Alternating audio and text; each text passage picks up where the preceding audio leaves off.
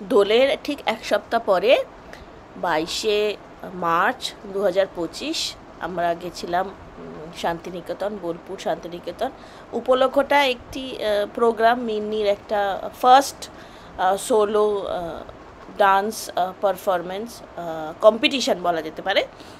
আগেও ও solo performance করেছে, but এটা ওর কম্পিটিশন ছিল এবং সেটাতেও ফার্স্ট হয়। আর সেটা হয় সৃজনী শিল্পগ্রামে। তার একটা ডিটেল ভিডিও কীরকম জায়গাটা সেটা আমি দিয়েছি আমার চ্যানেলে, তোমরা দেখে নিতে পারো। তো আমরা 22 তারিখ পৌঁছাই, 23 তারিখ ওর প্রোগ্রাম ছিল। তো 22 তারিখ পৌঁছে আমাদের মনে হয় একটু শান্তিনিকেতন রবি ঠাকুরের বাড়িটা একটু যদি ঘুরে দেখা যায়।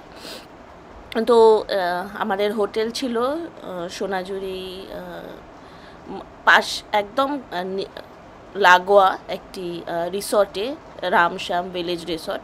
সেটারও ডিটেল ভিডিও দেওয়া আছে আমার চ্যানেলে, দেখে নিতে পারো। তো সেইখান থেকে আমরা একটা টোটো নিলাম। টোটো নিয়ে 200 টাকা করে ভাড়া নিল, নিয়ে আমরা চলে গেলাম শান্তিনিকেতন বিশ্বভারতীর ক্যাম্পাসে। তো সেখানে ঢুকতে একটা টিকিট কাটতে হয়। তো সেখানে মাথা পিছু একটা টিকিট কাটতে হয়, অ্যারাউন্ড 70 টাকা করে টিকিট পার হেড। ক্যামেরার জন্য আলাদা খরচা আছে। তো ঢুকেই একটা মিউজিয়াম আছে, রবীন্দ্র মিউজিয়াম যেটাকে বলে। তো সেটা পরে যাচ্ছি, আগে আমরা রবি ঠাকুরের বাড়িগুলো একবার দেখব। তো রাস্তাটা যখন রবি ঠাকুরের বাড়ি যাওয়ার পথে আর কি, দুধারে গাছ বড় বড়। তো প্রাকৃতিক সৌন্দর্যটা ভীষণই সুন্দর, যেমন তোমরা দেখতে পাচ্ছ দুধারে বিভিন্ন ধরনের গাছ এবং অনেক পুরনো গাছ। কিছু একটা বট গাছ, তো মানে সেটা কতটা পুরনো আমি বলতে পারবো না, কারণ সেটা শাখা প্রশাখা দেখে বুঝতে পারবে যে ভীষণ পুরনো। আর ভেতরে গিয়ে একটা বড় প্রাঙ্গণ আছে। তো সেইখানে দক্ষিণ দিকে পড়ে রবি ঠাকুরের বাড়ি উদয়ন। উদয়ন এই এলাকার অন্যান্য বাড়িগুলির মতো রবীন্দ্র ভাবনায় তৈরি নয়। এই নির্মাণ বিশেষ ভূমিকা ছিল কবিপুত্র রবীন্দ্রনাথের। এই বাড়ির দোতলায় ঘরগুলি যেমন বিভিন্ন আকারের, তেমনি বিভিন্ন উচ্চতায় বিন্যস্ত। দৃষ্টিনন্দন বাড়িটি স্থাপত্যশৈলী অতুলনীয়। এরপরে যে বাড়িটি আর কি, সেটা হচ্ছে কোণার্ক। এবং কোণার্কে যাওয়ার পথে আপনি দেখতে পাবেন যে সেখানে রবি ঠাকুরের গাড়িটি রাখা আছে, যেটি উনি ব্যবহার করতেন। আগের বার আমরা যখন এসলাম তখন এই উদয়নের ভেতরে ঢুকতে দেয়নি, কিন্তু এবারে বাইরে থেকে ছবি তুলতে দিয়েছে। ভীষণই সুন্দর সাজানো, কাঠের কাজগুলো খুবই নিখুঁত, এবং ভেতরে একটি পিয়ানো আছে। আর খুব টিপটপ কার্পেট রাখা, সাজানো গোছানো, এবং বাইরে প্রচুর ফুল গাছ। দেখুন সারা জায়গাটাতেই প্রচুর গাছ এবং বিভিন্ন ধরনের ফুলের গাছ, পাতাবাহারি গাছ। তো দেখতে খুবই সুন্দর লাগছিল। এবং এই রাস্তাটা দিয়ে সোজা গেলে আপনার রবি ঠাকুরের অন্যান্য আরও বাড়িগুলি দেখা যাবে।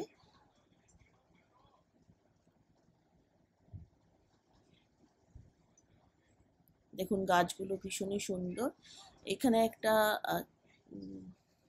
ছোট পুকুর মতন আছে, তো ফোয়ারার অ্যাকচুয়ালি ফোয়ারাটা বন্ধ। তো এখানে পদ্ম ফুল আগেরবার ফুটেছিল, এবারে দেখতে পাইনি। এইখানে এই মাচাটা দেখতে খুব সুন্দর লেগেছিল আমার। এবং এইখান দিয়ে গেলে আপনার রবি ঠাকুরের গাড়িটা আপনি দেখতে পাবেন, যেটি একটি কাঁচের ঘরের মধ্যে রাখা আছে, এবং তখনকার নাম্বার প্লেটটা পর্যন্ত দেয়া রয়েছে। তো সেই পুরনো আমলের গাড়ি, সেটাও আপনি দেখতে পাবেন এখানে এলে। এবার আমরা চলে যাব কোণার্কের দিকে। এবার কোণার্ক হচ্ছে 1919 সালে নির্মিত উত্তরায়ণ নামে একটি খড়ের চালের মাটির বাড়ি রূপান্তরিত হয় এবং 1922 সালের মধ্যে কোণার্ক নামে পরিচিত হয়। রবীন্দ্রনাথই এর নাম দেন কোণার্ক। তিনি এই বাড়ির গঠন ও আসবাবপত্র নিয়ে অনেক পরীক্ষা নিরীক্ষা করেছেন। তার ইচ্ছাতেই যুক্ত হয়েছে নতুন নতুন ঘর, সিমেন্টের খাট, টেবিল, বেঞ্চ ইত্যাদি। ঘরগুলির মেঝে একই সমতলে নির্মিত হয়। এই বাড়ির মোট 14টি বহুতল বিশিষ্ট ছাদ আছে। রবীন্দ্রনাথ ছাত্রছাত্রীদের নিয়ে এই বাড়ির বারান্দায় নাটক ও নৃত্যের মহড়া দিতেন। পরে শোনাতেন নিজের রচনা। নটীর পূজা নৃত্যটি প্রথম কোণার্ক বাড়িতেই অভিনীত হয়। এখানে ভেতরে ঢুকতে দেয় না, ভেতরটা বন্ধ। আর এই সামনে একটি প্রিন্টিং মেশিন রাখা আছে, তখনকার দিনের পুরনো প্রিন্টিং মেশিন।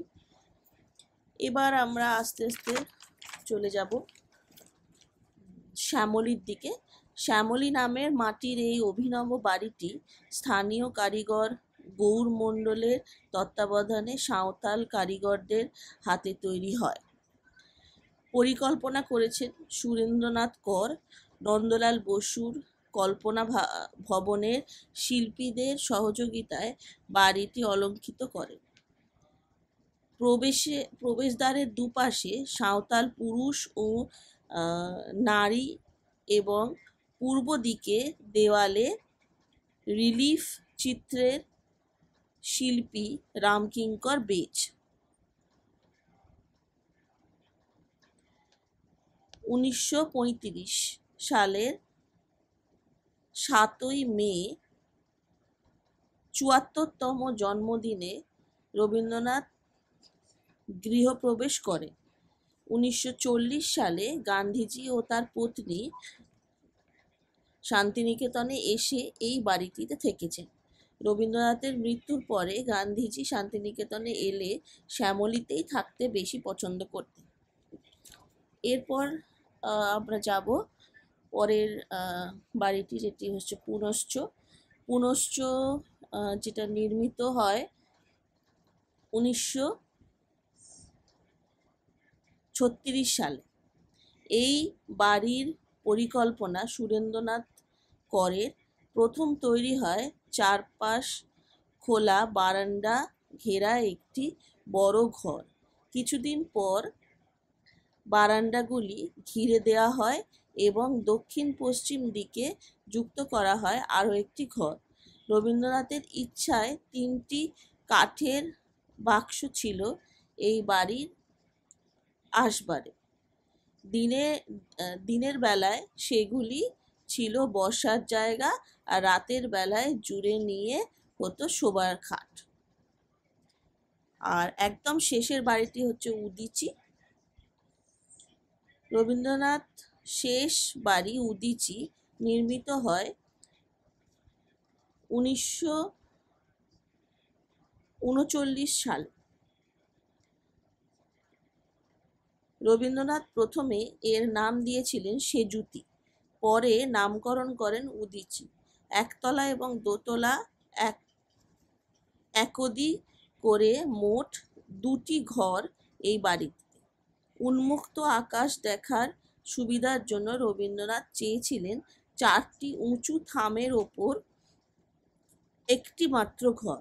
প্রথমে সেভাবে বাড়িটি তৈরি হয়, পরে নিচের থামগুলি ঘিরে একতলায় তৈরি হয় একটি ঘর।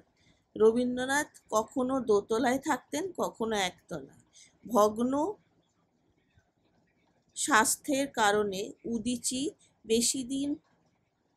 উদিচিতে বেশি দিন তার পক্ষে বাস করা সম্ভব হয়নি। দেখুন, আমরা ঘুরে দেখাচ্ছি বিভিন্ন বাড়িগুলো। তো মানে একটি মানুষ কত কল্পনা করে এতগুলি বাড়ি বানিয়েছেন, সেটাই দেখার মতো।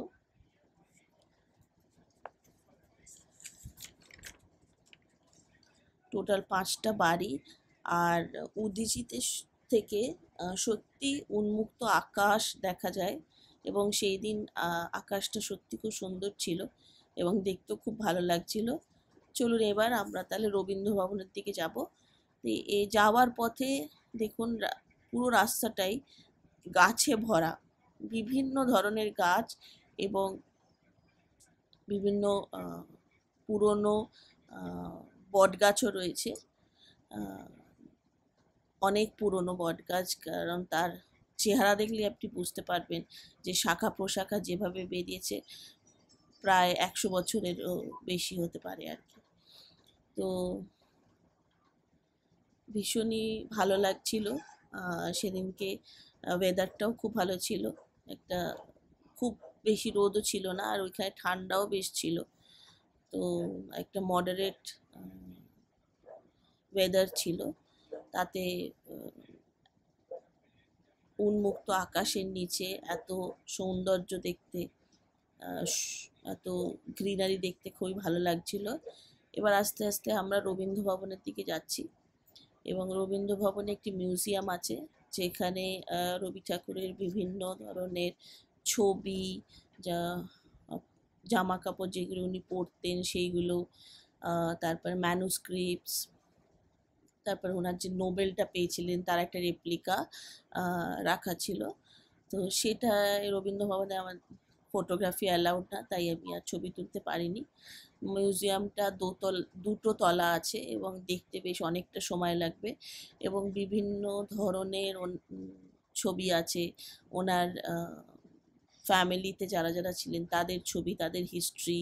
তারপরে উনি যখন ফার্স্ট নোবেল প্রাইজ পেয়েছিলেন যে চিঠিটা এসেছিল সেই চিঠিটা, এবং ওনার হাতে লেখা যে চিঠিটা যে উনি নোবেল প্রাইজ পেয়েছেন সেইটা, তারপরে ওনার ফ্যামিলি ট্রিটা, এরম অনেক কিছু জিনিসপত্র আছে, এবং বিভিন্ন সরঞ্জাম যেগুলো উনি ব্যবহার করতেন, কিছু জামা কাপড়, তো সেইগুলোও রয়েছে, এবং অনেক হিস্ট্রি আপনি পড়তে পারবেন, জানতে পারবেন। তো বেশ একটা সুন্দর দিন কাটলো এই শান্তিনিকেতনে। এখানে এসে অনেক কিছু জানলাম, শিখলাম। আপনারাও আসবেন, ভালো লাগবে। আর আমার এই ভিডিওটা যদি ভালো লাগে তাহলে চ্যানেলটা সাবস্ক্রাইব করবেন এবং লাইক, শেয়ার,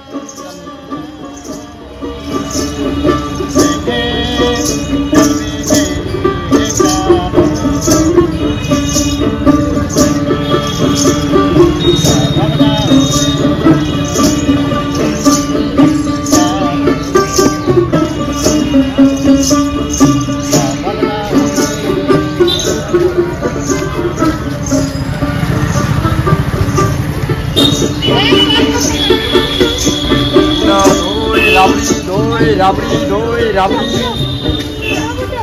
দই ভালো লাগে না, আমি হোটেলে কি করব।